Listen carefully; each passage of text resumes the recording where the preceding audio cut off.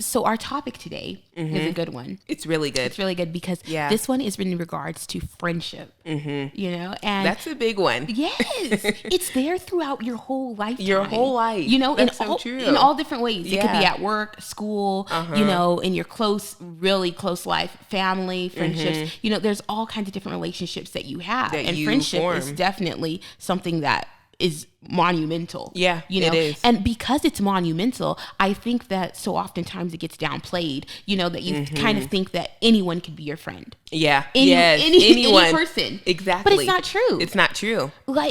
There's certain people that are meant for you. Exactly. And certain people that aren't. That are not. You won't discover that until, of course, you allow yourself to be immersed in more friendships over the years. You start to realize that. And some people don't. Yeah. They continue with the friendship that actually is never supposed to be serving them. It's never propelling them. It's never propelling them. Hindering them. Yeah. It's actually...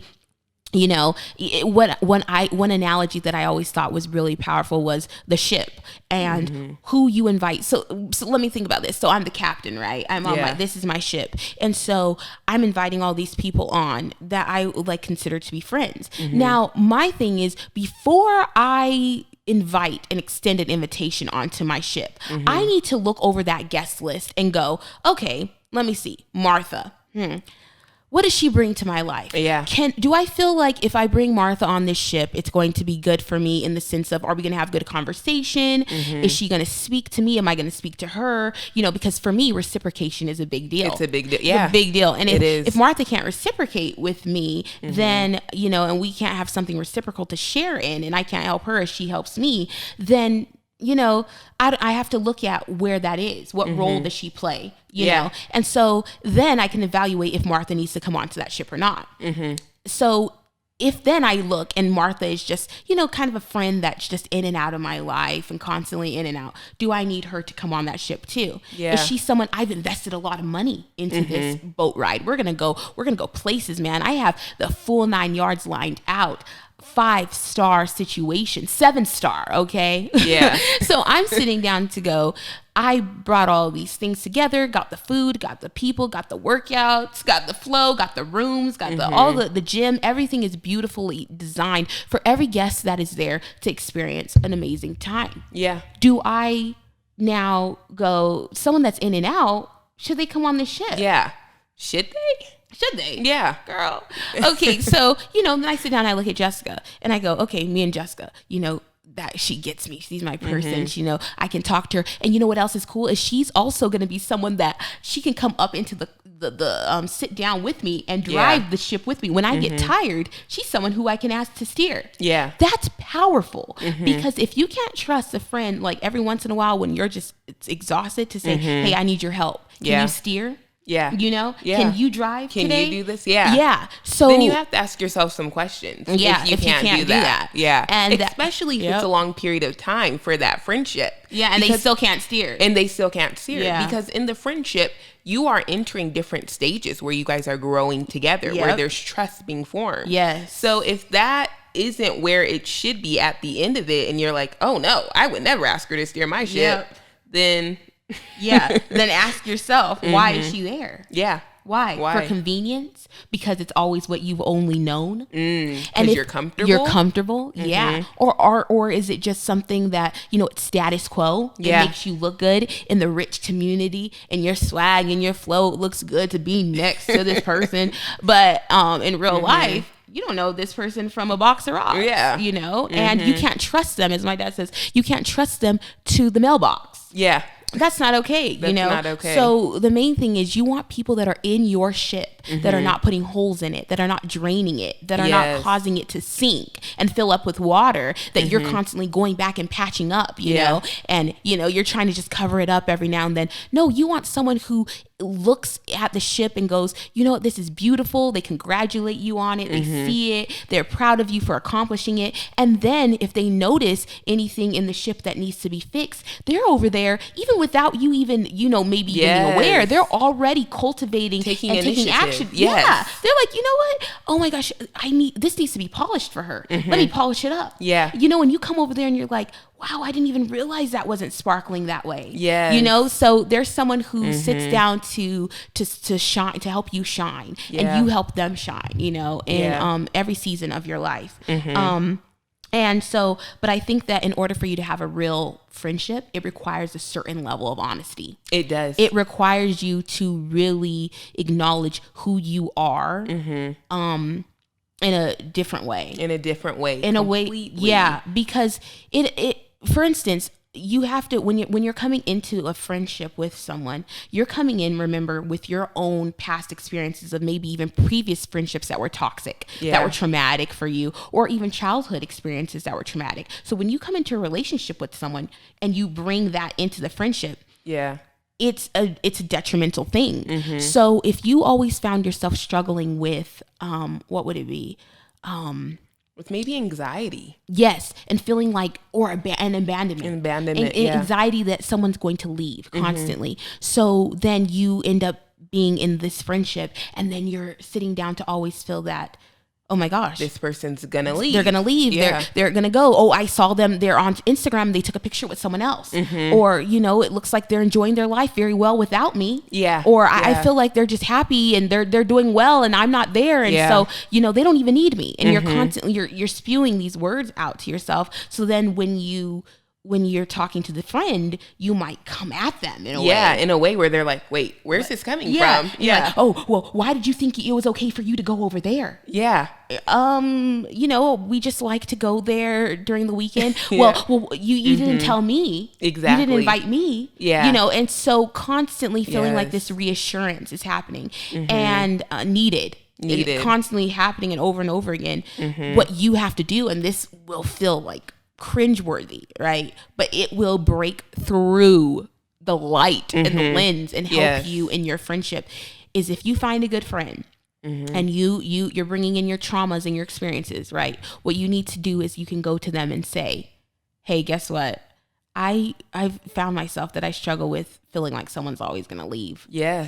And that happened to me since day one when, you know, my dad walked out. And now when I sit down in relationship with people, I'm constantly ready for them to have this bolt that they're going to just bolt and go. And like you said, that's why friendship is so deep, because the level of honesty, the level of digging deep, of you're sharing certain parts of your life with yourself, with someone else. So to sit there and to open up and be vulnerable and to go into those dark places that you don't even want to go into and to share that with a friend, you know, you have to be completely honest, like you said. And it's necessary if you want to advance in that friendship. If that friendship is a friendship for life, it's supposed to come alongside you. So it's not a friendship that is just there for, you know, a season, but it is there from start to finish. If that's what you are looking to have, then it's cultivated that you have to open up about these things and let it down. And, you know, that's why, you know, it's important to, as we go into saying about opening up, we have to talk about how each friend there's a different role for each friend. Because I have found myself in trouble with that at a young age, with thinking that, you know, let's be vulnerable, you know, meant being vulnerable to everyone, or let's talk about everything meant talk about that to each one of your friends. But let me explain to you. So I don't want you to get this wrong, because you're like, wait, you're saying they're my friends, so I can talk to them. But let's analyze the different friends in your life. You know what I mean? So the way you talk to one friend versus the way you talk to another friend is going to be different. That's different. Just the truth. It's the same with, if you're talking to someone who's elderly and you're going to talk to them in a different manner than you're going to talk to someone who's young. You know, the way you talk to a child versus the way you talk to an adult is different. This is just all across life. It's always different. Exactly. Because each friend contributes something, or should something different. Whether, for example, you know, you have one friend where you can laugh with and just joke around with, and they're used just for that. You know, that relationship's just funny. They're just you understand that that's where it goes. It's very surface leveled. It's good to understand that surface level is not a bad thing, but it sits down to acknowledge it is very surface level, in which you constantly are understanding that it's only at one place. Yes. So within the surface, you're only going to be laughing and joking around and being silly, and that's fine. So that's what they offer you. So then you might realize if you go deeper with that person, they might not be able to do that. They might not be able to. They're like, well, I thought we were joking around. Yeah. Where did this change? So all of a sudden you're like, well, I thought you should be able to offer me that. That might not be what they can offer you. Exactly. So you have to understand that they can't offer certain things to you. And because they can't offer those certain things to you, it is what it is. Yeah. They are just for that. Just for that. Yeah. Then there is the friend who, let's talk about the friend who's responsible, the friend who's married, who's responsible, who has, and this in my situation has been very helpful with Jessica, because I feel, we both serve each other. It's beautiful, and how oh my gosh, the flow, God made the flow. But I'm the one who's like, let's do it. And Jessica's like, let me grab your skinny self back. You're not going to jump off of that because you really are going to fall. And I'm like, no, but let's think about this. I could fly. I really will. I will. And I actually really do believe I will. Still. Yeah. Still is, so my point remains, though, you have to have that one friend that's like, listen, don't be an idiot. The one friend that's going to help you out, who's going to let you do what you need to do, but not be stupid about doing what you need to do. And so you need the friend that's going to offer you sound advice. Yes. The friend that's going to be able to say to you, hold on, you reevaluate you this. Reevaluate. Dial it down. And I love what you said about that offering sound advice, because so many times the flip end, you have friends that do not offer sound advice. And let's do that at all. Because, okay, let's talk about the one friend or for instance, a family member who loves you so much. She loves you, and she's like, I always keep it real. I keep it 100. But really, she keeps it angry most of the time. She's angry about everything. She's always ready to light up in every second that she can. And so not to mention, this is the great part, the horrible great part about this friend. She's ready to roll with you whenever you need it. So that's great. But she also thinks your husband or your boyfriend is the stupidest person that's walked the face of the earth. Okay. And she has no problem telling you that. None. She's told you it thousands of times, maybe told him too, and she does not care what she has to say. And she's your family member. So she's just like, let me let you know, this person is not a good person. They're not good, girl. Get away from him. You're a diamond and he is not. Yes. So say you go through something happens where you and your husband or your boyfriend or significant other reach a point where you're in an argument, intense. You said some horrible things. He said some horrible things to you, and you're going back and forth. And then you're just mad. You're livid. So what you do is you pick up the phone and you call that family member. Yeah. Right. And she's like, woo, woo, woo, woo. She's like so excited, right? Because she's over here. She's like, I have the bed ready for you. Yeah. Still with your childhood bedroom is still there with the Barney blankets and everything, Baby Bop and everything on there. Ready to go. Come home. And she's sitting down. She's like, you know what? Pack up your stuff right now. Pack it up. Get it all out of there. And I'll have your bed ready for you and ready to go. And she's saying, roll out. Roll out. And so you're like, you're just in it. So you're like, yes, this is great. And the id, as Freud says, the id, the flesh, the inner child, the monster, the want of the angry during the moment, that anger is so real to you that you're like, you know what? Yeah, I'm going to do that. I'm going to roll out. I'm going to get my stuff and pack it up. Yep. Okay. But see, this is the whole issue. So you went to this person. You already knew that this person's a rollout individual. They're ready for you, right? So the problem is, once you then have come to a new place with your husband, and the next day you wake up in your Barney bedroom, And you have decided, man, you know what? I said some horrible things. He said some horrible things, but I want to talk to him. I want to reconcile. I want to forgive. I want to start anew. Right. So you go and you meet him and you guys talk and you guys have decided you're moving forward. It's good. You know, what you did wasn't right. You should have never left the house to begin with. But because you had picked up that phone and called that friend, that rollout friend, that rollout family member, that's why you found yourself in your Barney childhood bedroom, you know, where you were. So when you go back and your friend is sitting down going, what? Yeah. She will have never possibly now forgiven or even come into a new perspective of your husband or boyfriend again. She will now always sit down to go, no. I remember that night that you needed me and you called me and you needed to move out. Yeah. And so the thing is that you could have stopped that whole situation by navigating through your friend list and going, is this the person to call? Gina might, because I know Gina, she's going to want me to roll out. Now, Jessica, if I call her, she is going to tell me, hold on. There's 2 people in this party. What did you say too? What did you do? She's going to say, what role did you play? What role did you play during this conversation with your husband? What was it that you said to him? What were the words you shouldn't have said? Let's hear them all. Let's hear his and let's hear yours. Because there's not going to be any bias here. There's not going to be, favoritism because she's my sister. No. Because it's the friend that offers the sound advice. Yes. So what you want to do is, even when you're angry, you want to realize, who am I going to go spew that to? It's necessary to talk. Yeah. That's what you want to do. But you want to realize who you're venting to. Yes. If you are venting to someone who just came out of a divorce, for instance, and the divorce was a horrible time for them in their life, and they had a horrible thing happen, and it was really horrible and untimely for them, right? Yeah. And they find themselves still angry, still bitter, still controlled by that situation. They're still healing. Going to them to talk about the hardships in your marriage is not going to be the best solution. Yeah.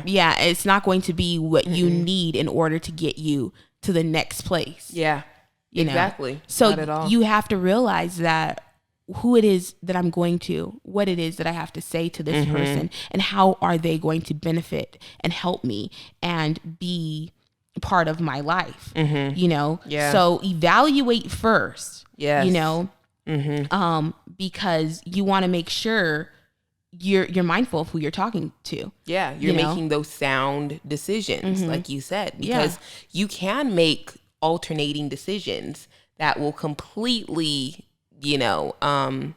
just drag you off course. Yeah. And that's really scary. Yeah. Yeah. So you want to make sure you know what friendships you have, what friendship it has, what the friendship serves and offers you. Yes. And then you want to make sure that you're utilizing that and realizing if that friendship is also serving you as well. So that's when it comes to this point, when we talk about serving you as well. The friend who never claps. The friend who, you've grown up with, or maybe you haven't, or you developed a friendship with them in your adulthood, and you notice that as you go through life, you're experiencing accomplishments, you're doing amazing things. You might have got promotions at work. You might have graduated from college. You had a baby, you got a new house, all these different things that you have experienced. You got engaged, you started dating, different things that you've come about in your life. You've gotten an inheritance that you stepped into, or you upped your game. You look better. Yeah, you take care of yourself. You work out now. You're healthy. You're all these different things, and your friend has been there through this whole timeline, and you're constantly the one who has to bring it to mention for them. Hey, did you notice that, I changed my hair? I did my hair. Yeah. Oh yeah. That's nice. The friend who never claps. Now you have to ask yourself, what that does for you. Because what I realize is, if you decide that you want that friend, you want to keep them in your life, you know that they never clap, but you would like to keep them still. You have to understand that. Do not now come into an expectation. You can have the conversation with them and tell them, straightforward. I mean, I don't appreciate that you don't clap for me. I don't like that I'm doing a lot of amazing things, and I don't feel that you acknowledge it, that you tell me I'm doing good. Yeah. And, you know, I feel like I tell you you're doing an amazing job, but I don't hear it from you. So you can take that step. If that friend now does not do that, you have to, there's two choices. There's one, to decide that friendship is not going to work for you, or it's going to just not be the best in your life as a lifespan, across your lifespan. Then, or you can decide this is the friend that's staying. Yeah. And that's what it is. And you're going to deal with that. And that's what you have accepted. As my sister said, that's the life you chose. That's the life you chose. So don't sit down later on and be like, well, I'm so confused, you know, because they still haven't clapped for me. You knew last year they didn't clap for you. Yeah. So this year ain't no different. You knew last month. You knew yesterday. You knew today. They still weren't clapping. And now you're expecting that this moment they're clapping. Why? No. Why? No. Why? No. Why? No. Why? No. Stop. Yeah. That's what you need to understand. What you got is what you get. What you paid for. So you allow someone to treat you the way you would like to be treated. You either talk about it, decide after the talk if they can do that. If they can't, then you have to reevaluate what that looks like for you. Okay? Yes, exactly. And, you know, so the one thing that I wanted to go into too is talking about, what is this? The one other example is friends that always make it about themselves.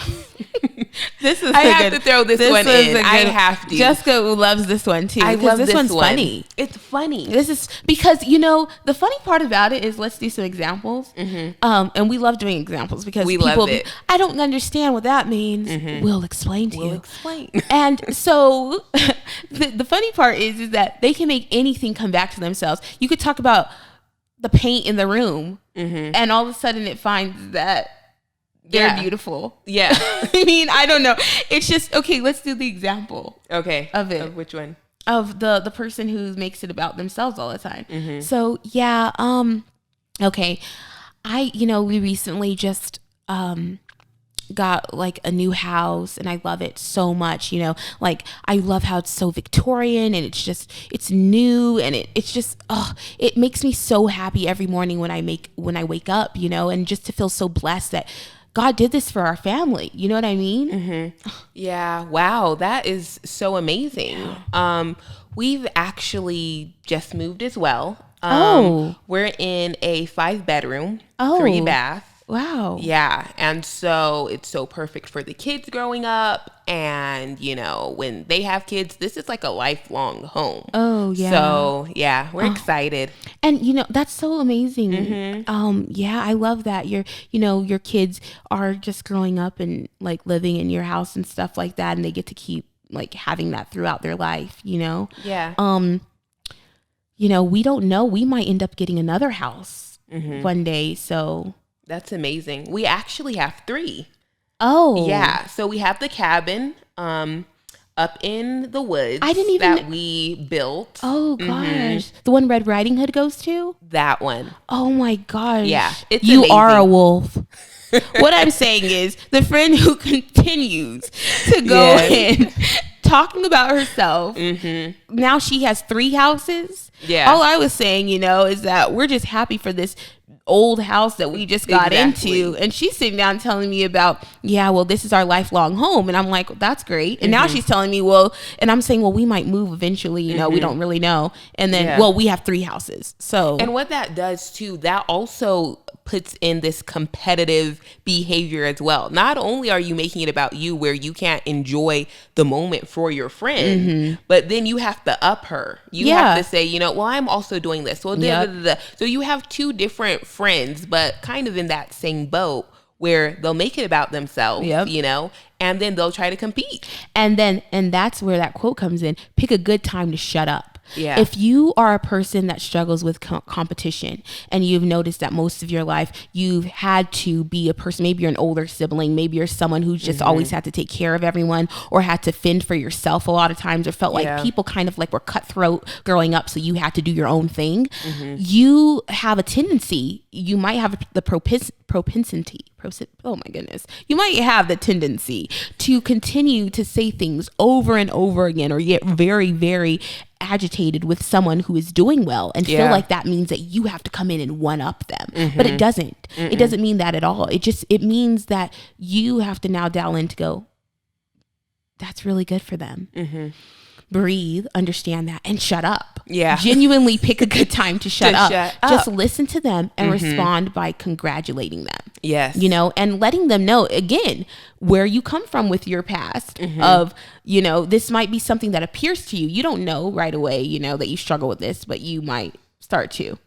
Yeah. So you want to make sure you say that to them. You know, and let them know, hey, I'm so sorry, but I struggle with this area of competition. I'm not trying to compete with you at all. It's just something that comes up. As you turn that to the light, it starts to break away. It does. Exactly. As you address that, it starts to kind of fade, and you're like, oh, okay. Yeah. I love that. And I think the other topic I wanted to get into was, you know, a lot of times I've talked to different clients, you know, so many different ones. And one of the things that I've seen across friendship when it comes into friendship is motherhood. And what I wanted to talk about when it comes to that is new moms. When you have a mom, you know, a person who wasn't a mom, who becomes a mom, who's now a new mom. And, or if you've been a mom, you know, for a long time, or if you have more kids, the point remains that there's often times where these moms feel as though they have to separate themselves from a person who doesn't have a child. So maybe they were friends with a person who didn't have, they both didn't have children to start with. And then one of them ends up becoming pregnant. And then the next thing you know, the new mom starts to distance herself from the one who doesn't have a child. You know, and they say, you know, the new mom will say to herself, maybe, there's no way she can relate to me anymore, you know, because she doesn't understand, you know, and you know, some of it too is out of embarrassment. Now you're coming into a situation where it requires more vulnerability, being a mom, where you're embarrassed and don't want that friend to now see all these new things that are coming in your life. You don't want them to see the things that come with motherhood, for instance. You know, you don't want her to see the house like this, you'll say, or you don't want her to see you looking exhausted without makeup or whatever. Like, I don't want my kids, her to see my house like this, or my makeup off, or me looking crazy. And as a disclaimer, I want to throw that in. If you were never allowed to see your friend exhausted without makeup and tired and all these, and with a messy house and a mess and crying and you know, having a hardship to begin with in your relationship, then I ask what kind of relationship you have. You did a disservice to yourself by not offering yourself to have those vulnerable moments. From the beginning. Exactly. You should have always had a platform that said, you know what, no matter what's going on, we're here for each other. We ride no matter what. So when you became a mom, it shouldn't have shifted into a new gear. When did it become a requirement? That's the thing. When did, you know, the being a mother and the way of friendship become this requirement? Okay, you don't have a child, so we can't bond, you know?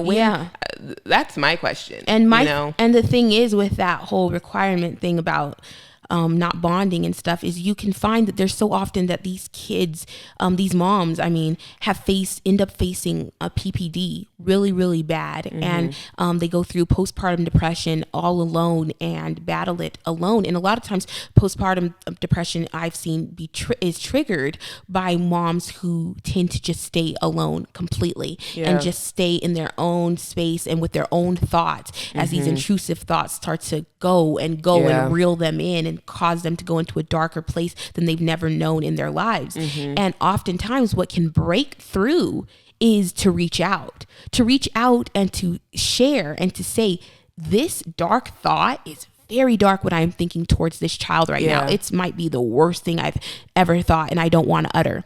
But to actually be able to go to your friend that it doesn't have a child, or does have a child even, but doesn't. That you can go to that friend that even doesn't have a child and say to them, I felt this way today. I said this today. To express it brings it out and allows it to fade away in a new way. Because what happens is it breaks that darkness, as we've talked about. It breaks the hole that it had over you, and it doesn't allow it to cripple you any longer because it's being exposed. And when it's being exposed, it can be talked about and have light brought onto it. So now it can actually be looked at and addressed. You know, so the more things you keep hidden, the worse it becomes, you know? And so to be able to go to that friend and say, I need you to come over today. And let me tell you, in the real realm, if you have a friend who already has a child and you're a new mom, and you have a friend who is close to you that doesn't have a child, the friend that does not have a child is going to be able to drop things quicker, show up to your house easier than the friend that has a child. So you're doing yourself a disservice as well if the friend that doesn't have a child says, I want to come over. Let me come over. Let me come over and help you do laundry. Let me come over and hold the baby while you take a shower. Let me come over and bring you dinner tonight. Let me come over and let's just hang out in our pajamas together without any makeup on. Let me come over and let us just, just talk and laugh together, and I'll just be there for you. You're doing yourself a disservice by telling them no. I don't care how your house looks. I don't care how your hair looks. I don't care how your breath smells. What the main point is that this friend needs to be able to reach in and is asking to be there. Allow them to. Give them the permission and give yourself the permission to be vulnerable and to say, I need help. I'm going to ask for help. I'm going to take the help. And by taking that help, you allow for them to come over to be in your presence, and you breathe again. You feel comforted. You feel soothed. You feel like a baby. I mean, think about that. They're there. They're holding the baby for you. You can go and take a shower. You can go and you can fold some clothes. They fold the clothes for you, and you can finally just sit down. And breathe. You haven't gotten to do that all day.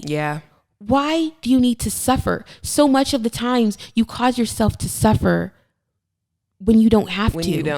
There's no need. You make your own bed to suffer in when all you had to do was reach out. And a lot of times friends will say, a friend will be at their breaking point, or a mother will be at her breaking point, and then she'll finally come to that friend, and that friend will be like, I never knew that. You never told me. Why didn't you say that? I would have done this. I would have, been there. So I just think it's so important, like you said, to come, to come to yourself and say, you know what? I'm going to tell them. I'm going to voice that. I'm going to let them know. And I think it's very important, because you have to realize that when you have a child and your other friend does not, they are in a confused place now where they want to be able to offer you all they can, like they always have been, but they need you to be able to also lead that situation a little bit more too, to where you step in and say what you need. Because at this place, they're going, okay, she has a baby. I don't know what I'm supposed to do. They don't know if they should bring it up. They don't know if they should come over. They don't. So offering them the ability that you take that step to say, hey, I do need you, is going to allow for them to go, okay, I can show up and be in my role again. Because like we said, stages. You're going through stages of friendship. Exactly. So in these different stages, you're growing, you're changing, you're developing, you're having new shifts. And so like now you used to stay out all night and hang out before you had the baby. You can't do that anymore. Sometimes you might not even get out all week, So it's important to invite those people in. Let me invite you into the space I'm in. I can't go out, so I'm going to bring you in.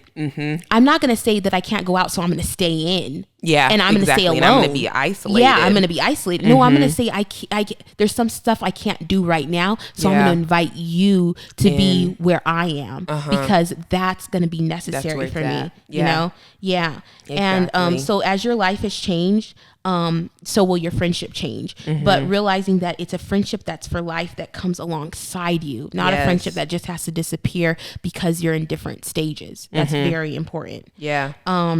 And then like you said, when did it become a requirement? Yeah. Because there's the other group of friends who feel it's cliquish, where then you have the moms who are like, you can't sit with us. Yeah. You don't have a baby. No, you don't got no baby. No, okay. And you only have you one. Out. You only got one. Yeah.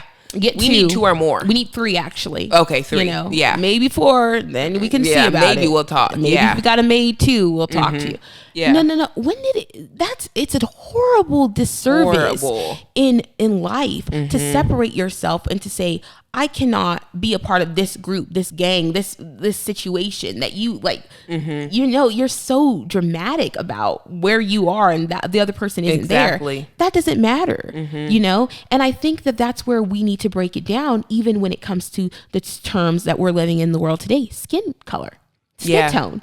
It's very important that you have a friend that is of a different ethnicity than you. And I'll tell you why.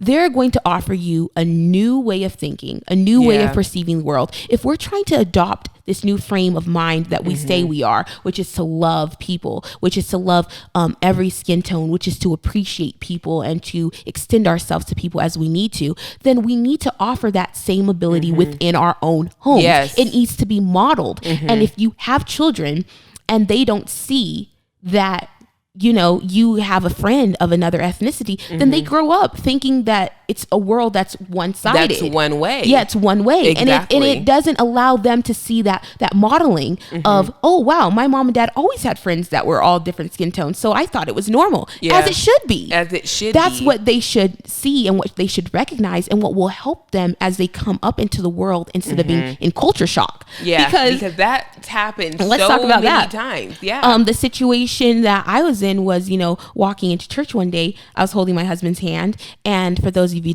who don't know, my husband is an Italian white man. So I walk in and I'm holding his hand, and this little girl comes running up to us and she goes, Mom, she's dark and he's light.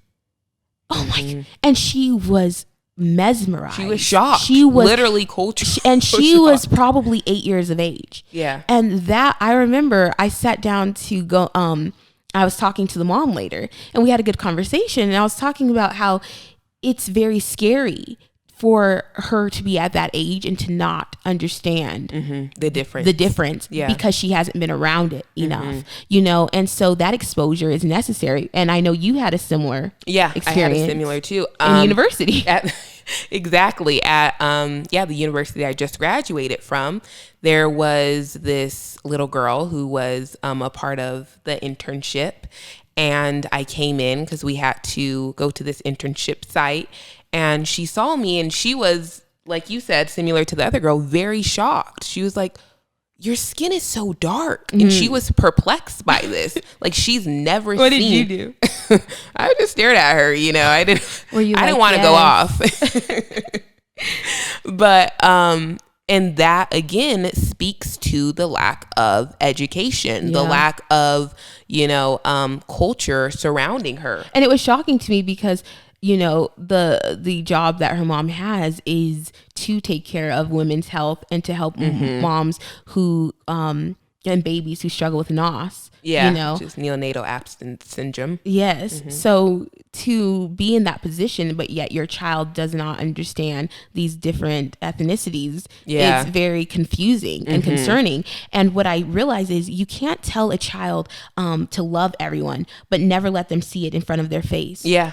You can never tell them when you tell them to love everyone. But like I said in a previous blog, like it starts at home. If they don't see it in front of their face at home, they're not going to recognize it when they get out. And it's not going to be okay to them when they get out. They're not going to understand that. Yeah. So you have to always make sure you're referencing different cultures and races and letting them see that around them and around yourself. Yeah. Constantly. Exactly. And that's where it comes to really allowing the world to change, I believe, in a lot of different ways from the time they're young. Yeah.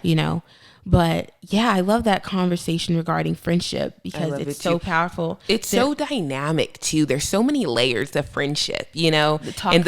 And that's why it's so profound, the different ups and downs, the different ebbs and flows. But then, we go even deeper to the toxic friendships and unhealthy friendships and unbalanced friendships, you know? And so we were going to actually do examples of those because, you know, because if you're honest, some of these things are things that you might, that might reveal to you yourself. Yes. Or things that you have struggled with in the past that you're like, oh, thank God I stopped doing that. You know what I mean? So some of these examples might prove that to you, but it doesn't mean you are a bad person. That's the main thing to know. It doesn't mean that you're bad. It doesn't mean that you're crazy or all these different things. It means that there's certain things within you that you just need to tend to, that it's being revealed to you that there's things that you have to tend to, and we would love to actually help you with that. You know, we love helping clients with this all the time. So so these are examples that we put together, and these are either things we have seen, and I'm going to say this straight up. I have seen it. I've heard it in front of my face. Like I'll be saying, we're sitting down putting lotion on in a seat, and you hear these people talking about these things. It's very interesting how it is everywhere. Or there are things that I've personally had to shut down during the moment. Because it's very interesting that way. And then clients have come in and told me these experiences and shared with me things that they've gone through, and they've either been the toxic minded friend or the healthy minded friend. So we've seen it from both perspectives and both ways. Okay. But the point is to show how a toxic minded friend might respond. Exactly. Okay. Yeah. So here we go. We got a house. Oh, that's so cute. Isn't it about time though? Yeah. Okay. Thank you. Yeah. So you'll notice there, she says, oh, that's cute. And isn't it about time? Yeah. Okay. So that's, there we go. And then moving on. So we just celebrated our 5-year anniversary. Oh, I'm so excited. I'm so happy to just be in love with this man at 5 years, It's incredible. Wow. Yeah. That is so wonderful. That really is. We just celebrated 8 years. So yeah, it's been a journey, but it's been so incredible, being just so deeply in love and growing together. And yeah. That's cool. I can't wait till I get there, Yeah, you'll get there eventually. Oh, yeah. Thank you. Yeah. So this situation. Now we're both in front of our boss, and he is asking which one of us he should send to close on a high-end deal. Yes. Okay. So I'm Sally. So so why should I send you? He asks. Well, okay, so I know I haven't been here that long, but then the amount of time that I've been here, I know it's only been 4 months. I've learned so much and I've grown so much. And I know that I've landed several high-end clients already. So it's been incredible for me to see that, Yeah. And I really love that you guys have taught me so much. Well, for me, I love people so much, and I just love this job, and it'd be so suiting for me. And I've been here for 2007, 2008, was it 2009? Yeah, 2010 and 12, for over 8 years now. So I'm just completely suited for the job. So yeah. Yeah. So, you have these friends who are doing this and that, always constantly the toxic minded friend, the friend who has to come in to one up you, the friend who has to come in to not clap for you, the friend who has to come in to tell you about where their marriage is and where yours isn't yet, and that you'll eventually get there. The friend who has to let you know it's cute that you got your home. The word's cute. Yeah. A home that costed you a great amount of money, a mortgage that you are now paying. And it's cute. It's cute. And is it about time, though? Isn't it about time? Finally. Yeah, finally. Aren't you guys at that stage now? Yeah, that's Listen, good. No. If you're that, don't. Stop. No. Stop. No. Please. Yeah. Don't. It's not necessary. No. And, a lot of these things have to be whittled out of your system, let go.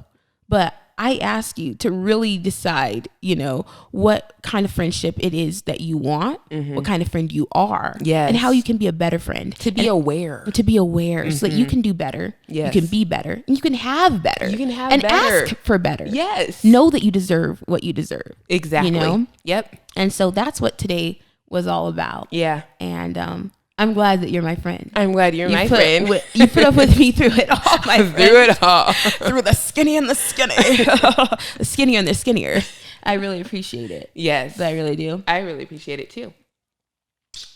And so we're out. But, I do want to put this disclaimer in for Tim. Just kidding, for myself. I totally forgot my wedding ring today. I'm like obsessed with this hot man and I forgot, She did. But so, don't come for me. Don't come for me. Gosh. Okay.